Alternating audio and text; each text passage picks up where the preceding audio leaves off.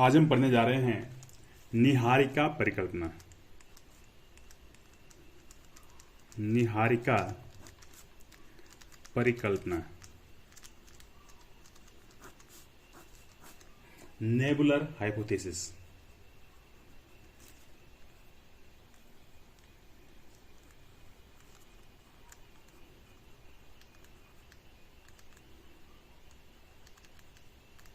Nebular hypothesis, nebular hypothesis या नीहारिका परिकल्पना को जो प्रतिपादन किया था लाप्लास, फ्रांसीसी विद्वान लाप्लास ने किया।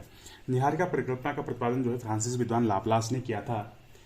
लाप्लास ने जो है, जैसे मैं पहला बता चुका हूं, जो हमने कांट की वायव्य राशि परिकल्पना पढ़ी थी उसमें था कि लाप्लास ने कांट की जो वायव्य राशि परिकल्पना थी उसकी जो दो आलोचनाएं हुई थी उन आलोचनाओं को दूर करने का प्रयास किया था।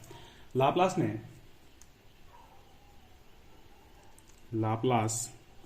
ने कांट की परिगणना पर, कांट की परिकल्पना पर उठे प्रश्नों को हल किया। अब जो है, जो लाप्लास की परिकल्पना है, लाप्लास का जो परिकल्पना है नीहारिका परिकल्पना, वो है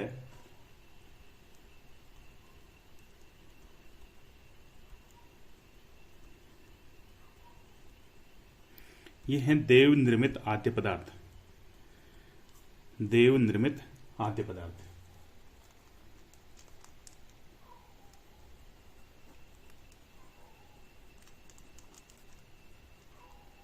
आद्य पदार्थ समान रूप से वितरित हैं हमारे वायुमंडल में, समान रूप से वितरित।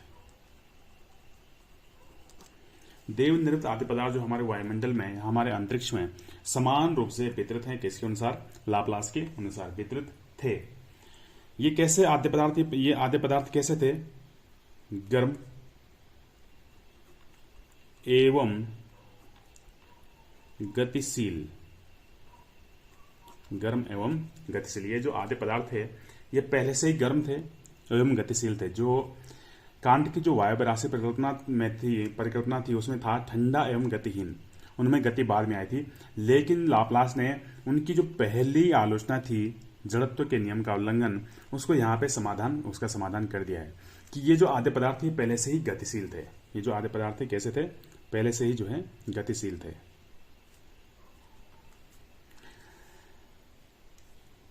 अब है, अच्छा, इनका जो बुक का नाम, जिस बुक में जो है इन्होंने अपनी नीहारिका परिकल्पना को जो है स्पष्ट किया था वो था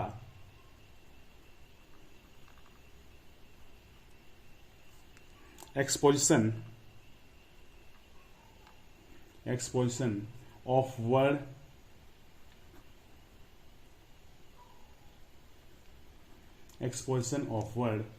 सिस्टम।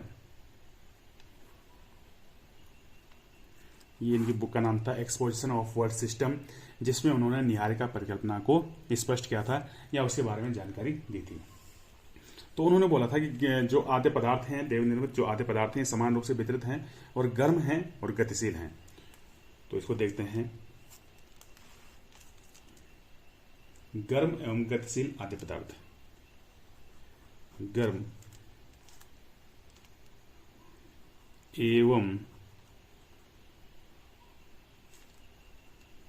गतिशील आद्य पदार्थ,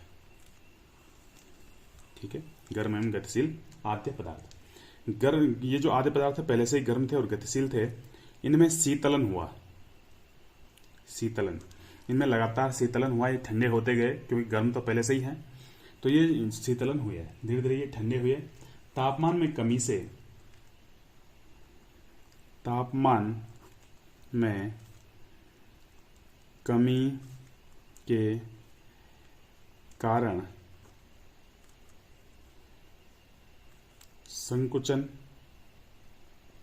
संकुचन एवं आकार में कमी।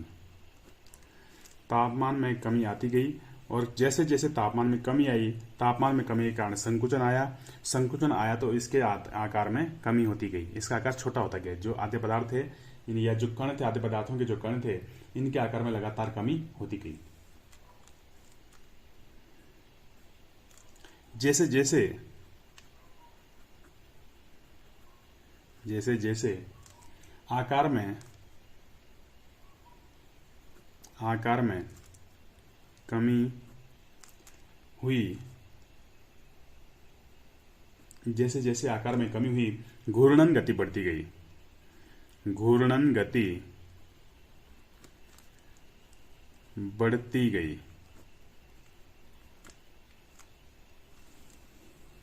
ठीक है, तो जैसे जैसे आकार में कमी हुई, घूर्णन गति इसकी लगातार जो है बढ़ती गई। अब जो है अत्यधिक घूर्णन गति के कारण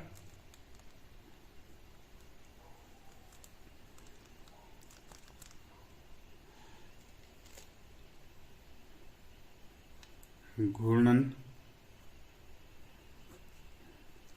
गति एवं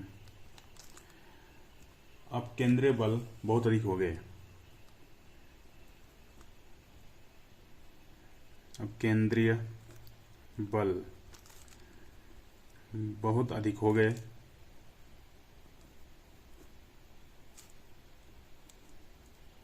ठीक है, तो घूर्णन गति एवं अपकेंद्रीय बल जो है वो बहुत अधिक हो गए।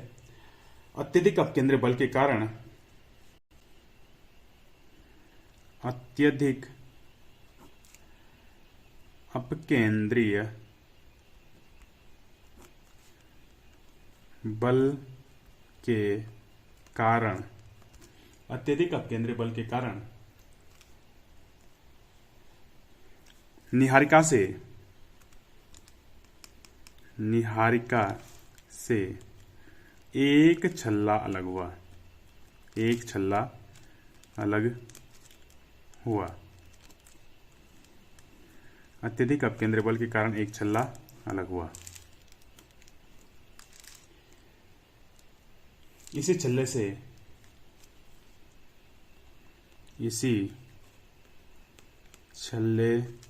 से ग्रह एवं उपग्रह बने।